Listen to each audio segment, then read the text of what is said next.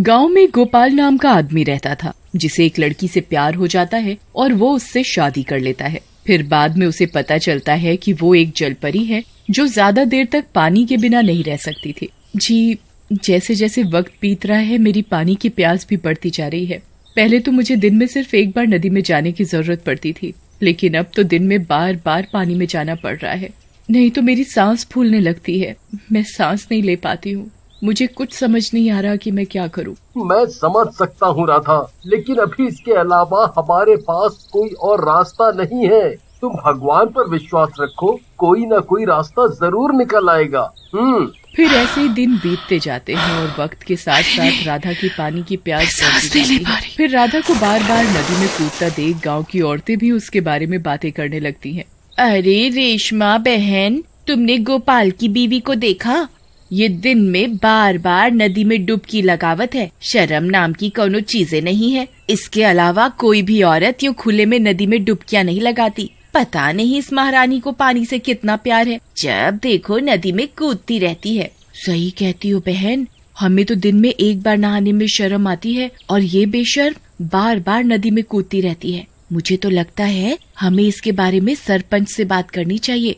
इसकी वजह से गांव के सारे मर्द बिगड़ रहे हैं। देखो तो कैसे दिन भर नदी के किनारे बैठे रहते हैं। फिर एक दिन की बात है, रात के समय राधा की सांस फूलने लगती है। अरे नहीं, मुझे अभी पानी के अंदर जाना चाहिए। मुझे अभी पानी के अंदर जाना होगा, नहीं तो मैं मर जाऊंगी। रात भी बहुत हो रही है, क्या करूं? इन्हें उठाना सही नहीं होगा, मुझे खुद ही जाना होगा। फिर राधा भागती हुई घर से जाती है और सीधा नदी में कूद जाती है।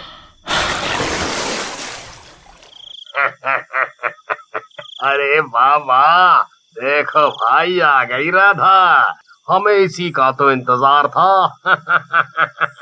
अरे वाह वाह वाह वाह वाह वाह, अब मजा आएगा, अब जी भर के से निहारेंगे।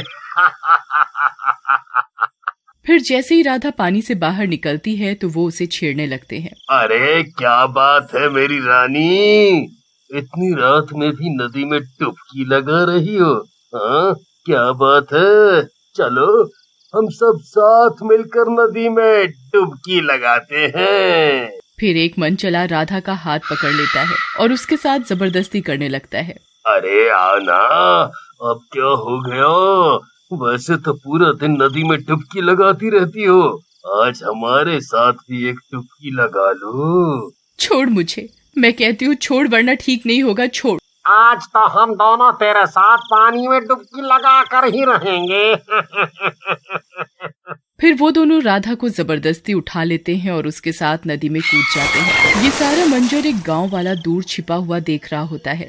अरे वाह राजेश भाई, आज तो मजा ही आ गया। वाह वाह वाह, अरे मेरी रानी घबराओ नहीं, तुम भी हमारे साथ मजे करो। हाँ, आओ। तभी राधा पानी के अंदर चली जाती है। अरे भाई, ये कहाँ चली गई? कहीं डूब तो नहीं गई? अब क्या करें? अरे मरने दो ना, हमें क्या, वैसे भी पूरा दिन नदी में डुबकी लगाती रहती है ये। अगर किसी को इसकी लाश मिली भी तो हमारे ऊपर कोई भी शक नहीं करेगा, खुद ही डूबकर मर गई होगी। है? चलो यहाँ से निकलते हैं, कहीं कोई हमें देख न ले। फिर जैसे ही वो दोनों वहाँ से निकलने लगते हैं, राधा जलपरी बनकर वहाँ आ जाती है और पानी के नीचे से उन दोनों की टांग पकड़ लेती है। अरे मर गया रे, ये कौन कमबख्त मारा है जिसने मेरी टांग पकड़ ली है? अरे भाई, मुझे भी कोई टांग पकड़कर नीचे खींच रहा है। अरे मर गया रे। अरे भाई, कोई है, हमारी मदद करो। अरे भाई बचाओ हमें। आई मम्मी, मर गया, आज तो मर गया रे, आज डुबकी लगाना महंगा पड़ गया रे। अरे मर गया रे।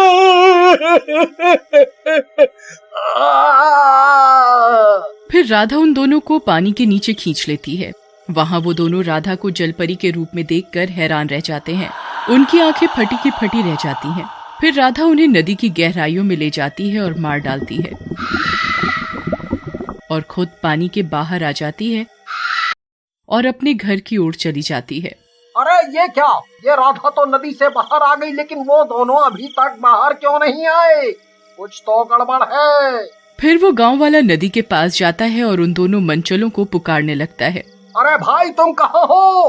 तुम दोनों ठीक तो हो? क्या तुम मेरी आवाज सुन सकते हो? वो गांव वाला बहुत देर तक उन्हें पुकारता है लेकिन नदी में कोई हलचल नहीं होती। फिर डर के मारे वो भी वहाँ से भाग जाता है। फिर अगले दिन उन दोनों मंचलों की लाश नदी में तैरती हुई मिलती है। सब गांव वाले उन दो लाशों को देखकर डर जाते हैं।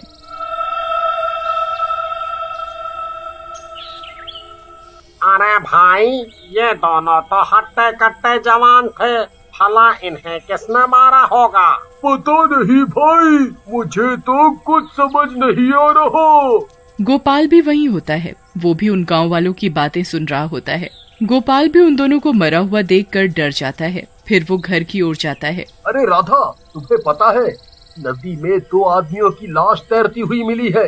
क्या तुम्हें उनके बारे में कुछ पता है? मुझे नहीं पता। अब तुम्हारा भी बार बार नदी में जाना ठीक नहीं है। हमें कोई और उपाय करना होगा। वहीं दूसरी तरफ सब गांव वाले उन आदमी की मौत की गुत्थी सुलझाने के लिए इकट्ठा होते हैं।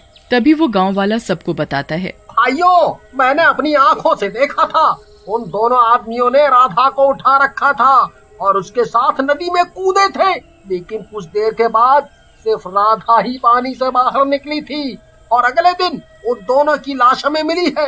हाँ? ओ, इसका मतलब तो सीधा सा है भाई, राधा ने ही उन दोनों को डुबा कर मारा है। मुझे तो पहले से ही ये राधा कुछ ठीक नहीं लगती है। दिन रात नदी में डुबकी लगाती है। भला आधी रात को कोई नदी में जाता है भला? है? बोलो बोलो। हाँ हाँ, तुम ठीक कहते हो, ये राधा का ही काम है। मुझे तो लगता है ये राधा कोई साधारण औरत नहीं है। इसके ऊपर जरूर किसी चुड़ैल का साया है। जब आधी रात को किसी औरत की घर से बाहर निकलने की हिम्मत नहीं होती, उस वक्त ये नदी में डुबकियां लगा रही होती है। तुम ही बताओ भाई, ऐसा कौन करता है? फिर सभी गांव वाले हाथों में मशाले लेकर गोपाल के घर की ओर निकल पड़ते हैं। मारो मारो, आज इस राधा को जिंदा नहीं छोड़ना है।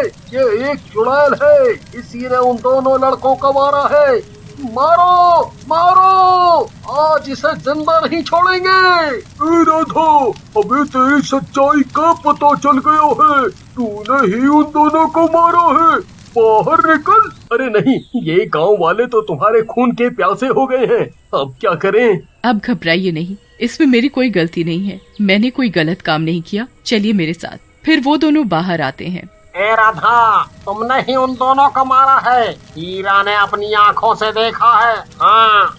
देखिए सरपंच जी, इसमें मेरी कोई गलती नहीं है। वो दोनों मेरे साथ जबरदस्ती कर रहे थे। उन दोनों ने मुझे जबरदस्ती नदी में धक्का दिया था। मैं तो तैरकर ऊपर आ गई, लेकिन वो दोनों वही नदी में डूब गए। तो इसमें मेरी क्या गलती है? क्या तुमने उन दोनों को राधा के साथ बदतमीजी करते हुए देखा था? हाँ सरपंच जी, ये सही कह रही है। वो दोनों इसके साथ जबरदस्ती कर रहे थे। फिर तो इसमें राधा की कोई गलती नहीं है। उन दोनों ने खुद अपनी मौत चुनी है। ठीक है राधा, हम मान लेते हैं तुमने उन दोनों को नहीं मारा, लेकिन तुम्हारी वजह से ही उनकी मौत हुई है। तुम्हें आधी रात को नदी में नहीं जाना चाहिए था। आज के बाद तुम नदी के अंदर नहीं जाओगी। फिर इतना बोलकर वो सब गांव वाले वहाँ से चले जाते हैं। तुम ठीक तो हो ना राधा, तुम डरो नहीं। तुमने जो भी किया अपनी जान बचाने के लिए किया। में तुम्हारी कोई गलती नहीं है। जी, लेकिन अब मैं नदी में नहीं जा पाऊंगी। अब क्या होगा? मैं ज्यादा देर तक पानी के बिना जिंदा नहीं रह सकती हूँ। तुम डरो नहीं, मैं कुछ न कुछ उपाय निकालता हूँ। फिर गोपाल एक शीशे का हेलमेट बनवाता है जिसके अंदर पानी भरा जा सके। ये देखो राधा, मैं तुम्हारे लिए क्या लाया हूँ, तुम इसे पहन लो। फिर राधा उस शीशे के हेलमेट को पहन लेती है और गोपाल उस हेलमेट के ऊपर से उसमें पानी भर देता है। अरे वाह, ये तो बहुत बढ़िया है। मैं अब बहुत अच्छे से सांस ले पा रही हूँ। ये तो आपने कमाल ही कर दिया। देखा मेरा कमाल, अब तुम हर वक्त अच्छे से सांस ले सकती हो। फिर ऐसे ही कुछ दिन बीत जाते हैं और राधा को नदी में जाने की जरूरत नहीं पड़ती।